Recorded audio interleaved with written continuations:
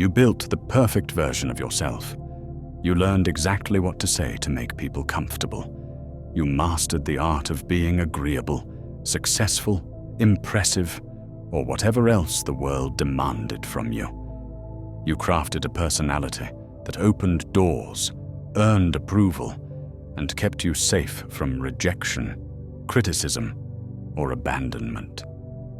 But somewhere along the way, something strange happened. The mask you wore to protect yourself became the prison that trapped you. Carl Jung called this phenomenon the persona, the adaptive self we create to navigate the world. And he made a disturbing observation. Most people become so identified with their persona that they forget they're wearing a mask at all. Jung wrote, "The persona is a complicated system of relations between individual consciousness and society. Fittingly enough, a kind of mask designed on the one hand to make a definite impression upon others, and on the other, to conceal the true nature of the individual." But here's what Jung discovered that most people never realize. The persona that saved you in childhood often becomes the very thing that suffocates you in adulthood. Let's explore how the mask you wore to survive became the prison that's slowly killing your authentic self. Jung understood that developing a persona isn't optional. It's a survival mechanism that every child must develop to navigate their environment. If your family rewarded intellectual achievement, you learned to be smart. If they valued emotional caretaking, you learned to be helpful. If they required you to be quiet and invisible, you learned to minimize yourself. These adaptations weren't conscious choices. They were unconscious strategies your psyche developed to ensure you received the love, attention, and safety you needed to survive. Jung wrote, "The individual ego is the representative of the general persona." Your ego, your sense of self, became organized around whatever persona was most successful in your early environment. You didn't just wear the mask, you became the mask. But here's the psychological trap Jung identified. What works in childhood often becomes limiting in adulthood. The intellectual persona that earned your parents' approval might now make you overthink everything and struggle to access your emotions. The helpful persona that kept your family functioning might now make you unable to say no or prioritize your own needs. The quiet persona that kept you safe might now make you invisible in your own life. Jung observed that most people live their entire lives imprisoned by personas they developed before they were old enough to choose consciously. You might be a successful professional who secretly feels like a fraud because your competent persona is masking deep insecurities. You might be the friend everyone relies on who feels completely alone because your helpful persona prevents you from showing vulnerability. You might be the agreeable person who never causes conflict, who feels invisible because your peaceful persona has erased your authentic opinions and desires. This is what Jung meant when he said, "The persona becomes a prison." The very strategies that protected you now prevent you from being truly known, truly connected, or truly alive. Jung wrote, "The most terrifying thing is to accept oneself completely." But how can you accept yourself completely when you don't even know who you are beneath the layers of adaptive personas you've accumulated over a lifetime? The prison of persona isn't just about social roles. It's about the fundamental disconnection from your authentic self that occurs when you become over-identified with your mask. Let's examine how this persona prison manifests in different areas of life. Professional identity. Prison. You've become so identified with your career role that you don't know who you are without your job title. Your worth is entirely tied to your professional achievements, and any threat to your career feels like a threat to your very existence. You've optimized yourself for success, but lost touch with what actually brings you joy or meaning. Relationship persona prison. You've become so good at being what others need that you've forgotten what you need. You're the perfect partner, friend, or family member on the surface, but you feel completely unknown and unseen in your most important relationships. You've sacrificed authenticity for acceptance and now feel lonely even when surrounded by people who love you. Social perfectionism prison. You've crafted such a flawless public image that you live in constant fear of being exposed as imperfect. You've become addicted to admiration, validation, and approval. But the very perfection that earns you praise also isolates you from genuine connection. You're successful but exhausted, admired but misunderstood. Caretaker persona prison. You've become so defined by helping others that you've lost touch with your own needs, desires, and boundaries. You feel guilty when you're not giving, useful only when you're needed, and valuable only when you're sacrificing. Your identity is completely external. You exist only in relation to others' problems. Intellectual persona prison. You've become so identified with being smart, rational, or informed that you've disconnected from your emotional, intuitive, or creative self. You live entirely in your head, analyzing life instead of experiencing it, understanding concepts but struggling to understand your own heart. Rebel persona prison. You've defined yourself so completely in opposition to others' expectations that you've become trapped in reactivity. You're not choosing your own path, you're just automatically rejecting whatever path others suggest. Your rebellion has become as rigid and limiting as the conformity you're rebelling against. Jung observed that each of these personas served a purpose at some point in your development. They helped you navigate specific challenges, earn particular types of love, or avoid specific types of pain. But he also recognized that what serves you in one phase of life can become a limitation in the next phase. The persona that helped you succeed in your 20s might be preventing you from finding meaning in your 40s.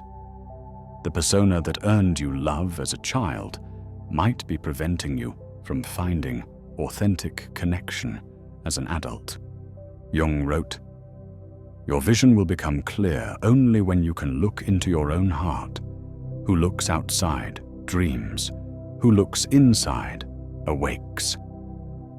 But when you're trapped in a persona prison, looking inside becomes terrifying because you're not sure there's anyone there to find.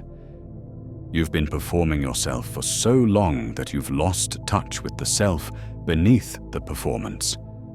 You know how to be impressive, helpful, successful, or agreeable, but you don't know how to simply be yourself. This is what Jung called persona inflation, when you become so identified with your mask that you forget it's a mask at all. You start to believe that your persona is your identity, that your adaptive strategies are your authentic self, that your survival mechanisms are your true nature. But Jung knew that beneath every persona lies what he called the authentic self, the core essence of who you are beyond all roles, expectations, and adaptations. This authentic self has been there all along, waiting beneath the layers of persona you've accumulated. But accessing it requires what Jung called the courage to be disliked, the willingness to disappoint others' expectations of you in order to discover who you really are. Jung wrote, "The privilege of a lifetime is to become who you truly are. But becoming who you truly are requires dismantling who you've pretended to be. It requires recognizing that your persona is not your identity, that your mask is not your face, that your adaptations are not your essence. This process is what Jung called individuation, the lifelong journey of becoming more conscious of your authentic self and less identified with your adaptive personas. But here's what makes this process so challenging. Your persona has become so integrated into your life that changing it feels like death. Your relationships are built around your persona. Your career success depends on your persona. Your social identity is constructed around your persona. Your self-esteem is tied to your persona's achievements. When you start to question whether your persona is serving you, you're not just questioning your behavior, you're questioning your entire life structure. Jung understood that this is why most people never escape their persona prison. The cost of freedom feels too high because everything in their external world is organized around maintaining their mask. But he also knew that the cost of remaining imprisoned is even higher, a life of quiet desperation, chronic emptiness, and the haunting sense that you are living someone else's life. Jung wrote, "Everything that irritates us about others can lead us to an understanding of ourselves. Often, the people who irritate you most are the ones who are free from the personas you're trapped in. Their authenticity threatens your prison because it reminds you that another way of being is possible. You might be irritated by people who seem too emotional because your intellectual persona has cut you off from your feelings. You might be annoyed by people who set boundaries because your caretaker persona has convinced you that your worth depends on endless giving. You might be frustrated by people who seem genuinely confident because your perfectionist persona knows that your confidence is performance-based. These irritations are invitations to examine your own persona prison. What freedoms do others have that you've denied yourself? What authentic expressions do you judge in others because you've forbidden them in yourself? Jung also observed that persona prisons become more painful as you age, because the gap between your authentic self and your adaptive self grows wider over time. In your 20s, your persona might feel like a tool you use when needed. In your 30s, it might feel like a comfortable second skin. But in your 40s and beyond, it often starts to feel like a cage that's getting smaller every year. This is why Jung called midlife the time of the great turning, when the psychological cost of maintaining your persona often becomes higher than the social cost of changing it. You start to realize that you've spent decades perfecting a version of yourself that you don't even like. You've achieved success in a life that doesn't feel like yours. You've earned love for being someone you're not sure you want to be anymore. But Jung also knew that this realization, though painful, is the beginning of genuine freedom. He wrote, "The most terrifying thing is to accept oneself completely. Accepting yourself completely means accepting both the self you've shown the world and the self you've hidden from it. It means acknowledging both your conscious persona and your unconscious shadow. It means integrating both your adaptive strategies and your authentic essence. This integration doesn't mean abandoning your persona entirely. Jung knew that would be both impossible and undesirable. You need social personas to function in the world. The goal isn't to eliminate your mask, it's to remember that you're wearing one. When you're conscious of your persona as a tool, rather than identified with it as an identity, you can choose when to wear it and when to set it aside. You can be professional when professionalism serves your goals, and authentic when authenticity serves your relationships. Jung called this conscious persona work, the ability to move fluidly between different aspects of yourself, depending on what the situation requires, while maintaining awareness of your core identity beneath all the roles you play. But this requires what Jung considered the most difficult psychological work, differentiating between who you are and who you've learned to be.